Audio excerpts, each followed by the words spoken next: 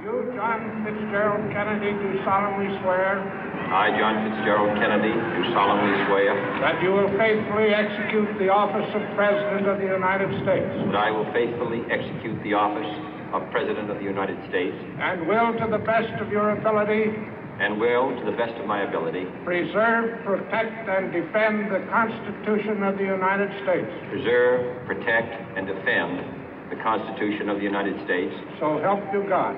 So help me God.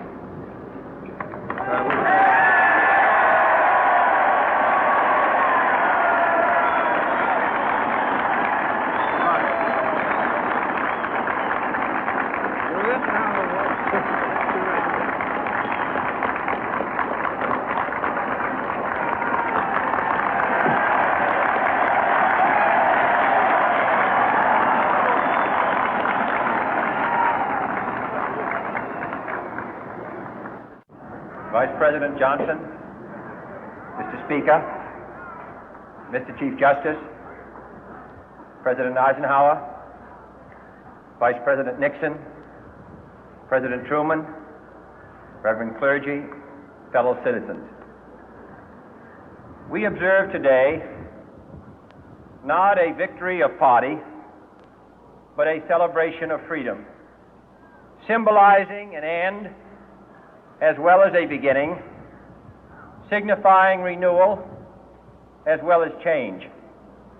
For I have sworn before you and Almighty God the same solemn oath our forebears prescribed nearly a century and 3/4 ago.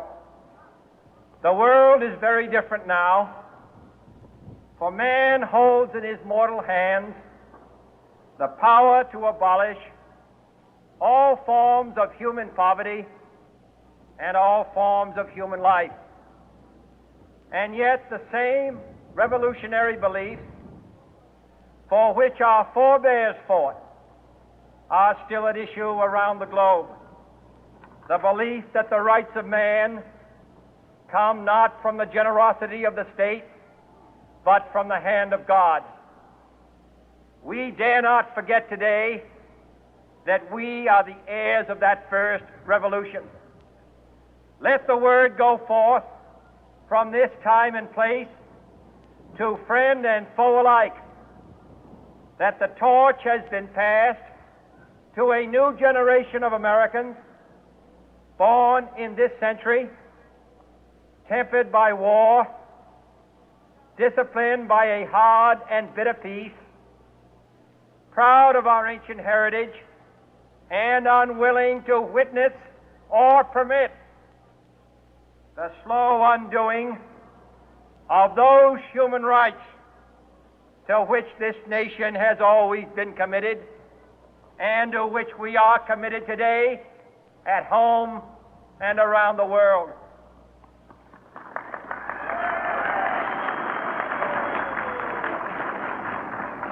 Let every nation know, whether it wishes us well or ill, that we shall pay any price, bear any burden, meet any hardship, support any friend, oppose any foe to assure the survival and the success of liberty.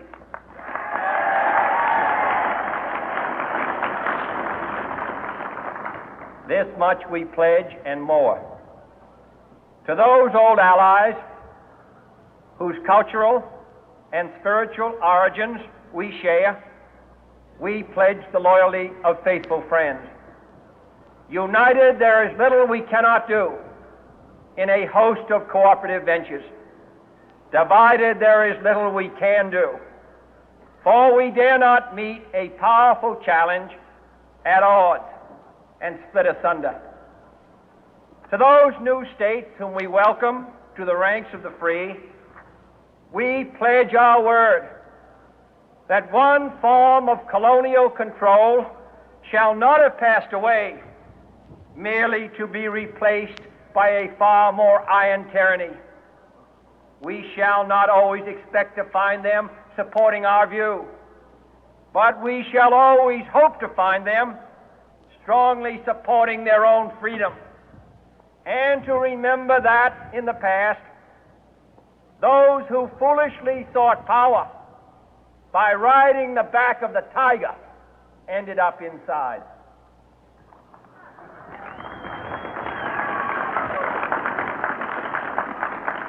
To those people in the huts and villages of half the globe struggling to break the bonds of mass misery, we pledge our best efforts to help them help themselves for whatever period is required, not because the communists may be doing it, not because we seek their votes, but because it is right. If a free society cannot help the many who are poor, it cannot save the few who are rich.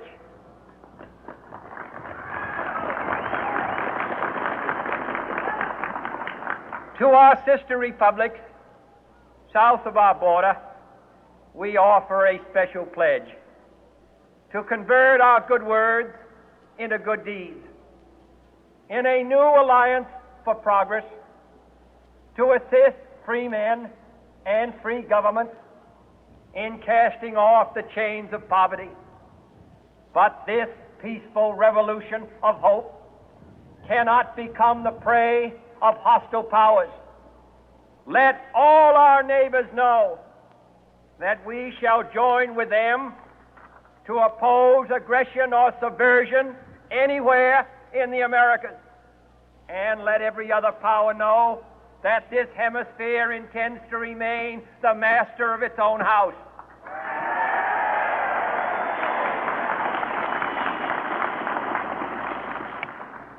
To that World Assembly of Sovereign States, the United Nations, our last best hope, in an age where the instruments of war have far outpaced the instruments of peace, we renew our pledge of support to prevent it from becoming merely a forum for invective, to strengthen its shield of the new and the weak, and to enlarge the area in which its writ may run.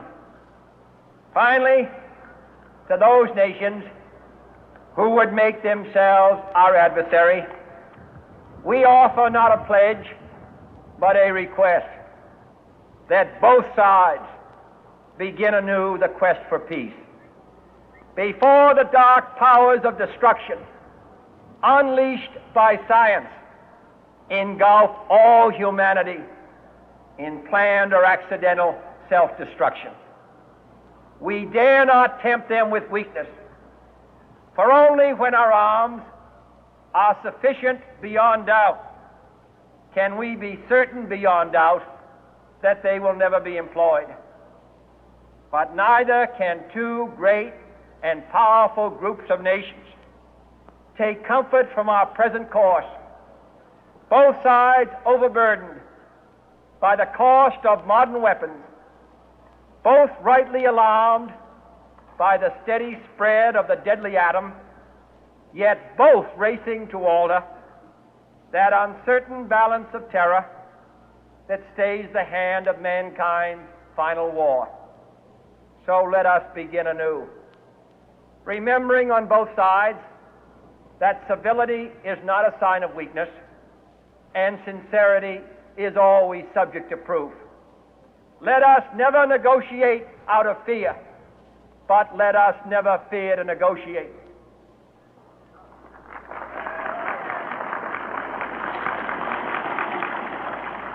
Let both sides explore what problems unite us, instead of belaboring those problems which divide us.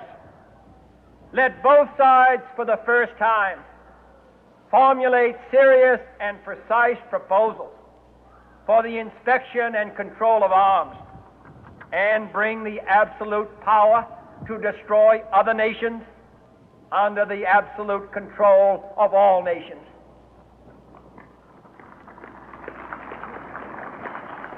Let both sides seek to invoke the wonders of science instead of its terrors. Together, let us explore the stars, conquer the deserts, eradicate disease, tap the ocean depth, and encourage the arts and commerce. Let both sides unite to heed in all corners of the earth the command of Isaiah to undo the heavy burden and let the oppressed go free. And if a beachhead of cooperation may push back the jungle of suspicion, let both sides join in creating a new endeavor, not a new balance of power, but a new world of law, where the strong are just and the weak secure and the peace preserved. All this will not be finished in the first 100 days, nor will it be finished in the first 1,000 days, nor in the life of this administration, nor even perhaps in our lifetime on this planet. But let us begin.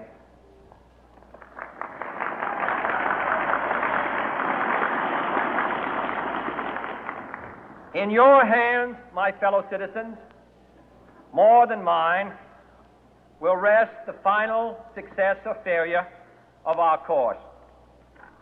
Since this country was founded, each generation of Americans has been summoned to give testimony to its national loyalty. The graves of young Americans who answered the call to service surround the globe.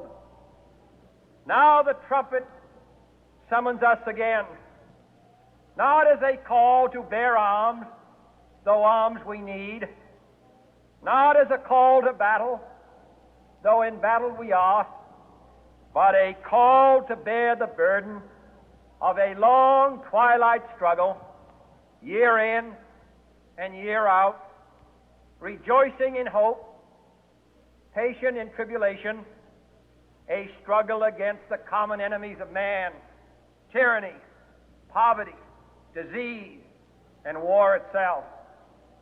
Can we forge against these enemies a grand and global alliance,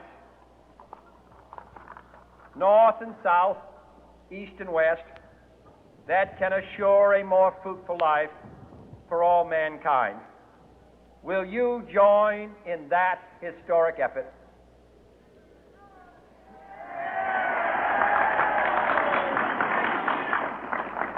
In the long history of the world, only a few generations have been granted the role of defending freedom in its hour of maximum danger. I do not shrink from this responsibility. I welcome it.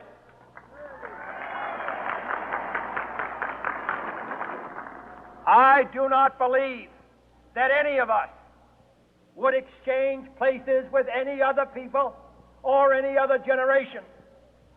The energy, the faith, the devotion which we bring to this endeavor will light our country and all who serve it. And the glow from that fire can truly light the world. And so, my fellow Americans, ask not what your country can do for you. Ask what you can do for your country.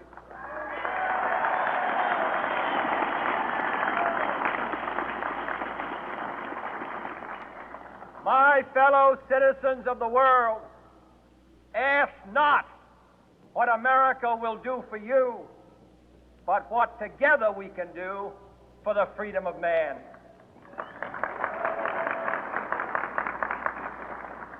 Finally, whether you are citizens of America or citizens of the world, ask of us here the same high standards of strength and sacrifice which we ask of you.